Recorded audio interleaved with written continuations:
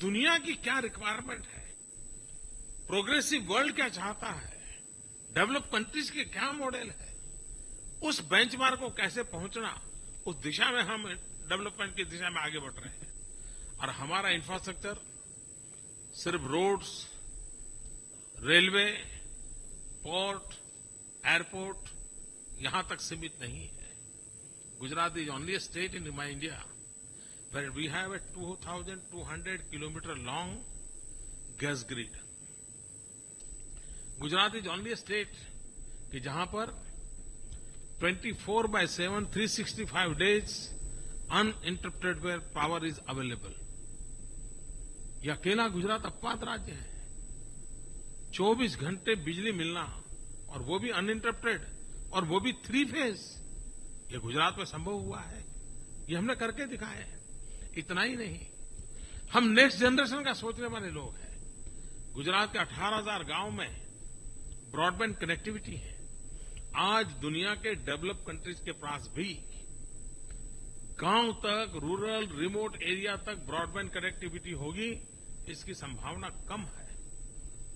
हम एक अपवाद राज्य हैं कि जहां पर इंफॉर्मेशन टेक्नोलॉजी, मॉडर्न व्यवस्था का हम उपयोग कर रहे हैं। आपको जानकर के आनंद होगा कि हमारे देश के सैटेलाइट्स हैं आसमान में। गुजरात अकेला राज्य है कि जिसने भारत सरकार से सैटेलाइट हायर किया है, और हम सैटेलाइट सिस्टम का हमारे स्टेट के लिए उपयोग कर करके quality of life remote area में भी कैसे चेंज हो, उसके लिए काम कर रहे हैं। तो गुजरात ने इंफ्रास्ट्रक्चर के भी अपने मायने को एक 21वीं सदी के प्रोग्रेसिव डेवलप कंट्री की बराबरी में रखने के लिए आधुनिक से आधुनिक विज्ञान का उपयोग करते हुए कैसे करना, उस दिशा में हमने प्रयास किया है। गुजरात एक ऐसा प्रदेश है कि जब रॉ मटेरियल नहीं है तो आपकी स्किल, आपके मैनेजमेंट और आपका कल्चर वो किसी को भी आकर्षित करता है। और हमने ह्यूमन रिसोर्स डेवलपमेंट पे बल दिया है, स्किल डेवलपमेंट पे बल दिया है। 21वीं सदी एशिया की सदी सारी दुनिया कहती है, लेकिन दुनिया जब सुनती है कि चाइना तो कहीं 21वीं सदी का कंट्रोल नहीं कर लेगा, तो जो लोग भी लोकतंत्र में विश्वास करते हैं वो भयभीत हो जाते हैं। चाइना में के पास स्किल डेवलपमेंट का एक बहुत बड़ा मिशन चल रहा है। भाइयों बहनों, भारत ये दुनिया का सबसे युवा देश है। हमारा 65% पॉपुलेशन, उसका एज ग्रुप 35 से नीचे है। अगर 65% पॉपुलेशन इज बिलो 35, तो कितना बड़ा ताकत का भंडार हिंदुस्तान के नौजवानों के पास है। तो उसको हम कैसे प्रोडक्टिव बनाएं, और इसलिए हम गुजरात ने एक बेड़ा उठाया है। हमने स्किल डेवलपमेंट मिशन उठाया है, और हजारों प्रकार के नए नए स्किल डेवलपमेंट के काम हम उठा रहे हैं। और जिस प्रकार के ह्यूमन रिसोर्स की रिक्वायरमेंट हो, आने वाली इंडस्ट्री, जैसे सुजुकी के लोग आने वाले हैं मेरे यहां, तो उनको ऑटोमोबाइल इंडस्ट्री में स्किल प्रकार के स्किल वाले लोग चाहिए। उनका काम आज से हमने शुरू कर दिया है, ताकि जब एक तरफ फैक्ट्री खड़ी हो जाएगी, उसी समय उनको स्किल मैन पावर अवेलेबल हो जाएगा। तो इतना साइंटिफिक तरीके से ह्यूमन रिसोर्स मैनेजमेंट को कर करके हम आगे बढ़ रहे हैं। हम विकास की नई नई ऊंचाइयों को पार करने के लिए, whether is a skill development, whether is a physical infrastructure, whether is a peaceful labour movement, उसी प्रकार से किसी भी देश में कोई इन्वेस्टमेंट करने जाता है तो सबसे मन में पहले सवाल आता है स्टेबिलिटी का। गुजरात के लोग बहुत मैच्योर्ड हैं, और आज मैं आनंद के साथ कहता हूं कि हमारे यहां पॉलिटिकल स्टेबिलिटी है, और पॉलिटिकल स्टेबिलिटी होने के कारण पॉलिसीज में कंसिस्टेंसी होती है, और जब पॉलिसी में कंसिस्टेंसी होती है तब कॉन्फिडेंस लेवल बहुत बढ़ जाता है। आज गुजरात में इन्वेस्टमेंट इतनी बड़ी मात्रा में आता है, उसके पीछे एक बहुत बड़ी अहम ये रीजन है कि हमने कंसिस्टेंसी होना हमारी पॉलिसी में होने के कारण उसको भरोसा है कि ये ब्लैक एंड व्हाइट में जो नीतियां मुझे मिली है, जिसमें ग्रे एरिया का कोई स्कोप नहीं है, मैं आंख बंद कर करके उसकी ओर आगे बढ़ सकता हूं, और हम उस दिशा में बढ़ने जा रहे हैं। जापान और गुजरात मिलकर के बहुत बड़ी मात्रा में आर्थिक क्षेत्र में अपना पदार्पण कर सकते हैं। आज दुनिया के डेवलप कंट्रीज के जो भी मैन्युफैक्चरिंग फील्ड में काम करने वाली कंपनियां हैं, रिसेशन के इस जमाने में कोई अपनी कंपनी बंद करना नहीं चाहता है, कोई अपने कारखाने धंधा बंद करना नहीं चाहता है। हर एक किसी को टिकना है, रिसेशन के युग में टिकना है, ग्लोबल मार्केट में कॉम्पीट करना है। अगर कॉम्पीट करना है तो क्या चाहिए? उसको लो कॉस्ट प्रोडक्शन चाहिए, लो कॉस्ट मैन्युफैक्चरिंग चाहिए। Low cost production, low cost manufacturing कहां से आएगा? सिर्फ टैक्सेशन कम होने से नहीं आता है, इंसेंटिव से नहीं आता है। चीप लेबर चाहिए, एफिशिएंट गवर्नमेंट चाहिए, स्किल मैन पावर चाहिए, इजीली अवेलेबल एक्सपोर्ट फैसिलिटी चाहिए। अगर ये चीजें प्रोवाइड करता है तो वो ग्लोबल इकोनॉमी में कितना ही रिसेशन क्यों न हो, वो अपनी प्रोडक्शन लेकर के दुनिया के बाजार में खड़ा हो सकता है। गुजरात इसके लिए परफेक्ट पोजीशन में है। आज हम नेचुरल एक ऐसी पोजीशन में है कि जहां पर हम ग्लोबल मार्केट को कवर करने के लिए हम बड़े आसानी से पहुंच सकते हैं। लेकिन उसके साथ साथ एक और सुविधा है। भारत एक स्वयं में एक बहुत बड़ा बाजार भी है, बहुत बड़ा खरीदार भी है। 120 करोड़ लोग, आपकी कोई भी प्रोडक्ट हो, उसका सबसे बड़ा मार्केट तो वहां लोकली मौजूद है। और इस ऐसी अपॉर्चुनिटी बहुत रेयरेस्ट ऑफ द रेयर होती है जो आज गुजरात प्रोवाइड कर रहा है।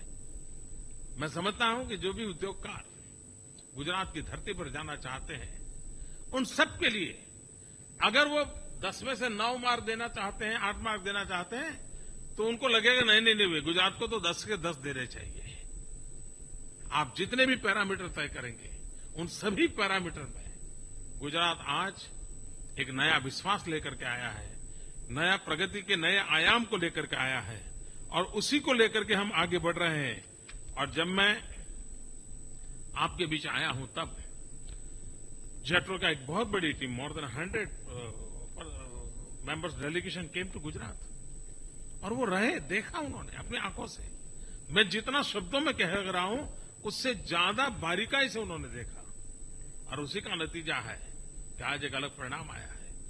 हम गुजरात में जापानीज सिटी बनाने की दिशा में काम कर रहे हैं। हम special economic zone, Japanese special economic zone बना रहे हैं। 2 हमने ऑलरेडी आइडेंटिफाई कर दिए हैं। एक दहेज में, जहां हिटाची के नेतृत्व में डिसैलिनेशन का एशिया का सबसे बड़ा प्लान हम लगा रहे हैं, और दूसरा मारुति सुजुकी के माध्यम से जो हमारा कार का प्लान बनने वाला है, उसके नजदीक में। और हम एक मिनी जापान क्रिएट करना चाहते हैं। जापानीज को एट होम फील होना चाहिए। ये हर प्रकार की व्यवस्था हम खड़ी करना चाहते हैं, और मैं मानता हूं उसके कारण जापानीज को जैसे आउट हाउस गए हैं ऐसा लगेगा। चलिए थोड़ा 3 दिन जापान में काम करें तो 4 दिन गुजरात जाकर के करें, और कोई फर्क महसूस ना हो। उस रूप से हम सारी व्यवस्थाओं को विकसित कर रहे हैं, और विकसित की हुई व्यवस्थाओं का भी लाभ मिलने वाला है।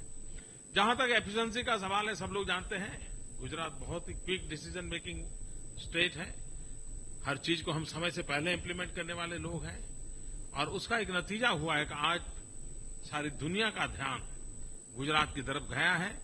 आज मैं जब जेट्रो के बीच आया हूं, तब मैं आप सबको निमंत्रण देता हूं कि आप आइए Gujarat, feel Gujarat, experience Gujarat.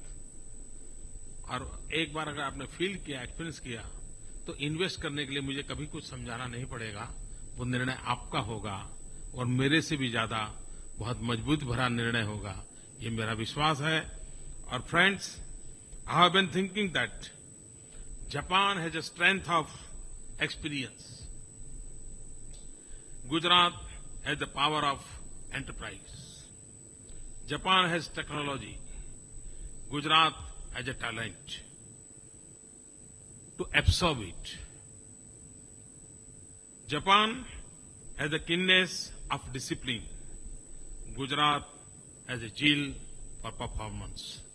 I am sure ये जो हमारी शक्तियां हैं उसका मिलन जितना होगा उतना ही उत्तम परिणाम मिलेगा और एक नए स्वर्णिम इतिहास को बनाने के लिए सांस्कृतिक विरासत से जुड़े हुए हम लोग, ऐतिहासिक घटनाओं से बंधे हुए हम लोग, मानवता के दायरे में अपनापन महसूस करने वाले हम लोग, जापानी और गुजराती, जापानी और इंडियन कभी भी अलग नहीं हो सकते हैं। इतनी निकटता जिन लोगों में है और हम न सिर्फ एशिया का पूरे विश्व के भाग्य बदलने के लिए एक शक्ति के रूप में उभर सकते हैं, ऐसा मेरा पूरा विश्वास है। उस विश्वास के साथ आज जब मुझे आप सबके बीच आने का मौका मिला है, मैंने कुछ बातें कही हैं। जो इंटरप्रेटर हैं उन्होंने मेरी बात को, क्योंकि मेरा लिखित भाषण न होने के कारण इंटरप्रेटर को भी काफी तकलीफ तो आई होगी, लेकिन फिर भी मेरी इस भावना को आप तक पहुंचाने में बहुत मदद की होगी। हमारे साथ बहुत ही बड़ा हाई पावर डेलीगेशन आया हुआ है। हमारे अधिकारी मिस्टर साहू को मैं कहूंगा कि हमारा जो डेलीगेशन आया है उसका भी आप लोगों से परिचय करवाएं, ताकि बाद में जब मिलना जुलना हो जाएगा तो आप उनसे भी बात कर सकते हैं। हिंदुस्तान के लीडिंग इंडस्ट्रियल ग्रुप आज मेरे साथ यहां आए हुए हैं। उसी प्रकार से मेरी सरकार के टॉप मोस्ट ब्यूरोक्रेटिक टीम है, ऑफिसर्स हैं, वो भी मेरे साथ आए हैं। आपके हर सवालों का जवाब, हर बातचीत का सवाल जवाब यहां आपको जरूर मिल जाएगा। मेरी पूरी टीम का उसी प्रकार से जो बातें मैंने बताई हैं, कुछ फैक्ट्स एंड फिगर के साथ एक प्रेजेंटेशन के माध्यम से आपको और चीजें मिस्टर साहू दिखाएंगे। मैं मानता हूं कि आप लोगों ने जो समय दिया है वो समय आपका भविष्य में एक बहुत बड़ा साहसपूर्ण निर्णय करने के लिए एक अच्छा अवसर बन जाएगा, ये पूरा विश्वास है। मैं फिर एक बार जापान के उन सभी उद्योगकारों का बहुत बहुत अभिनंदन करता हूं कि आपने गुजरात को जानने समझने के लिए इतनी बड़ी मात्रा में यहां आए, समय दिया। मैं फिर एक बार आप सबका बहुत आभारी हूं। मैं जेट्रो का बहुत आभारी हूं कि जेट्रो ने इस सारे काम का बीड़ा उठाया है और जेट्रो की जितनी अपेक्षाएं हैं वो सारी अपेक्षाएं पूरी करने के लिए हम भरपूर प्रयास करेंगे। बहुत बहुत धन्यवाद। हम गुजरात में बचपन से जापानी का एक शब्द बराबर लगातार सुनते आए हैं, बोलते आए हैं और वो शब्द हम कहते हैं हमेशा सायोनारा। सायोनारा शब्द हमारे यहाँ काफी पॉपुलर हुआ है। बहुत बहुत धन्यवाद। Thank you.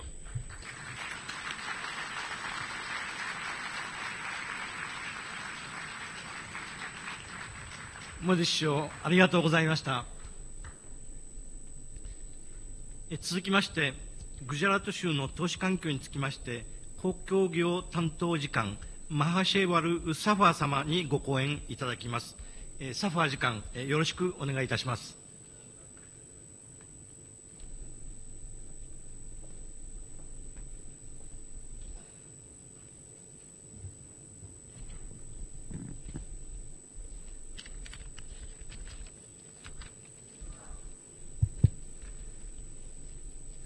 Your Excellencies, members of JETRO family, ladies and gentlemen, my name is M. Sahu.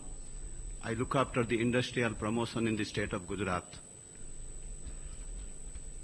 At the outset, let me take this opportunity